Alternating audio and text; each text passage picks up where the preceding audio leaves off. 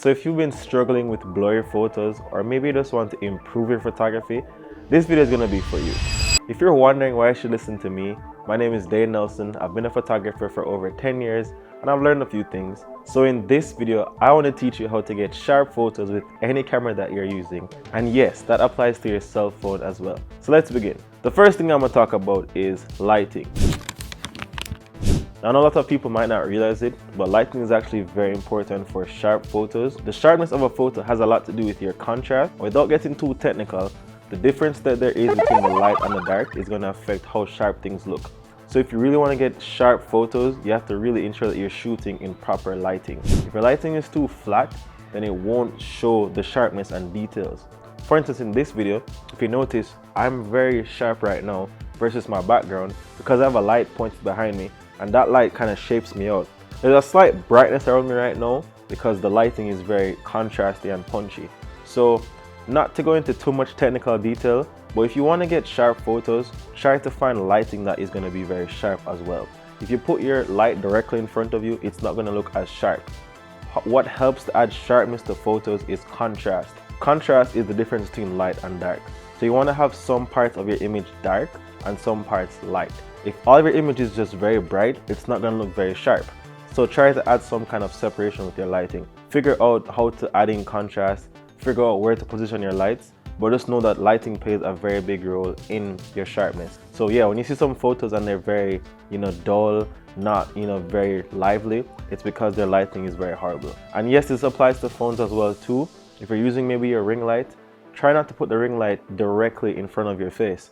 Maybe put it to the side so that one side has brightness, the other side has darkness. It makes a drastic difference. You might not even realize it, but it's because you're afraid to get dark. Get some darkness going on, get some light going on, and you'll see a big difference. All right, the second tip I'm going to give to you is to shoot at higher shutter speeds. Now, sometimes you're not getting sharp photos because you're shooting too low of a shutter speed. Does this apply to phone cameras as well? Yes, it does, but it's going to be a little bit more complicated. For phone cameras, if you want to change your shutter speed, I do believe you have to download external apps. For iPhone, I do think iPhones allow you to control your shutter speed. I'm not sure for Android, but if you allow your phone to automatically shoot for you, it might not always be sharp. So if you're trying to get the sharpest image, you might have to go into manual controls on your phone. If you don't know what shutter speed is, I have a beginner photography video. You can probably go check that out. Shutter speed is how fast the shutter opens and closes. If your shutter closes too slow, then you're going to notice motion blur.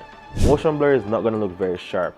If you want to freeze motion and make things look a lot more sharper, you're going to want to shoot at higher shutter speeds. So for photographers with a regular camera, shoot at the appropriate shutter speed that you can capture your motion. I would say whatever lens you're using, ensure that you're using at least double the lens. So for instance, I'm shooting with a 50mm right now. I'm doing videos, so it's a little bit different. But for photography, you want to maybe shoot at least a 1/100 for your shutter speed, or even higher than that if you want to really get sharper photos. If you shoot too low of a shutter speed, you're going to see a lot of motion blur in your captures. That goes for your phone as well. When your phone is in darkness, this is automatically going to shoot at a lower shutter speed. So what you have to do is you have to introduce some light into it, or you can manually control your shutter speed. But if you definitely want to get sharper images with your phone, you're going to have to start using some more manual controls. If you allow the phone to just do what it wants to do, it might not always be as sharp as you want. But yeah, definitely increase your shutter speed if you're trying to get sharper photos. All right, so next thing I'm going to talk about is ISO. Now this one might come as a surprise to you, but ISO also affects how sharp your images are. Same thing for phones as well too.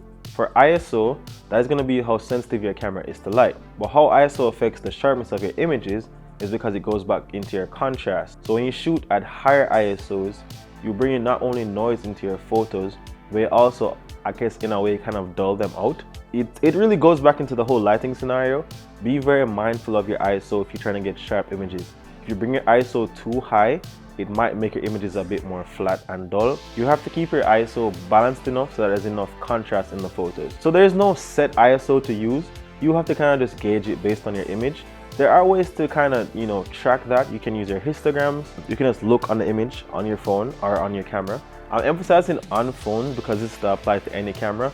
But once I'm talking about stuff like shutter speed and ISO, the DSLR people already know, this is for you too. But yeah, find ISOs for your image, and this is going to be case by case. There's no set ISO that works for your particular image. If you notice that it's a little bit too dull, it's going to affect your sharpness. Try to have that perfect amount of contrast going on, and you're going to see that sharpness. So yeah, keep your ISO in mind as well. Next thing I want to touch on is aperture. So aperture also affects, the blurriness of your photo, but what aperture affects is focus blur. So basically, if your image is a little bit too blurry, you might be shooting at too low of an aperture. When you have a smaller aperture, less things are usually in focus, and less things in focus are going to equal to an overall softer image. There's times and places when that might be appropriate, but if you're trying to get a super sharp image, don't be afraid to go up with your aperture. You don't have to go to the highest aperture number, but a lot of persons try to shoot at the lowest aperture on their lens because I guess that's more cinematic. But honestly speaking, if you're trying to get some, really good photos, turn up your aperture. Try to get more things in focus. You don't have to shoot f1.8 all the time or f2.0. It's fine to go to 3.5, it's fine to go to 5, it's fine to go to even 8. Let's say you have a bunch of stuff in your photo. Maybe you want to go at a higher aperture so you can get more things in focus. Don't think you only have to shoot at low apertures to be a good photographer. But yeah, definitely turn up your aperture. For persons on their cell phones, same thing, turn up your aperture on your phone. If you allow your phone to automatically determine all the settings all the time, you will not be able to directly control how sharp your images are. Yes, you can do things like adjust your lighting and it will help your phone, but you want to take some level of manual control. And the next thing I want to touch on right now is keeping your lens clean and your camera sensor clean.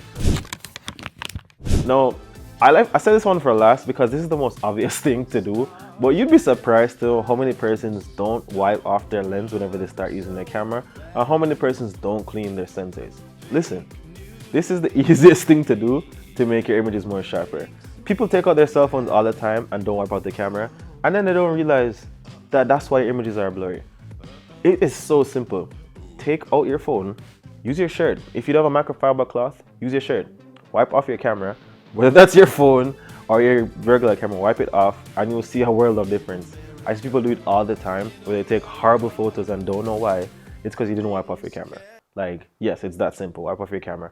And also for the photographers out there, as you change your lenses over and over, eventually your camera sensor is going to get dirty. I know it might be a little bit scary to try and clean it manually, but don't be afraid to just take the little blower duster thingy and just spray it inside. And if you really are super afraid, take it to a camera store, have it cleaned. It'll make a world load of difference because over time, especially if you're shooting with a mirrorless camera where your sensor is constantly exposed, you're going to have stuff lodged into your sensor, you're going to have dust marks, and it will over time make your images less sharp. And this is the easiest tip, but I said it for last because honestly speaking, it's so basic. So if you have any questions, let me know down below in the comments. Also, if you enjoyed this video, YouTube algorithm says you're going to enjoy this video right here.